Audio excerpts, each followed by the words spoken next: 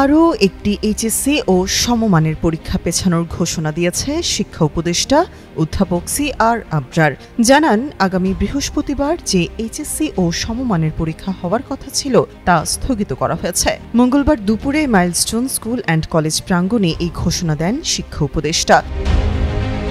এদিকে আজ সকাল থেকে মাইলস্টোন স্কুল অ্যান্ড কলেজের শিক্ষার্থীরা যে ৬ দফা দাবিতে বিক্ষোভ করছে সেগুলোর প্রত্যেকটি দাবিকেই যৌক্তিক বলে মেনে নিয়েছেন অন্তর্বর্তী সরকার। গেল সোমবার মাইলস্টোন স্কুল অ্যান্ড কলেজের উত্তরা ক্যাম্পাসে বিমানবাহিনীর যুদ্ধ বিমান বিধ্বস্তের ঘটনায় মঙ্গলবার এইচএসসি ও সমমানের পরীক্ষা স্থগিত করা হয়।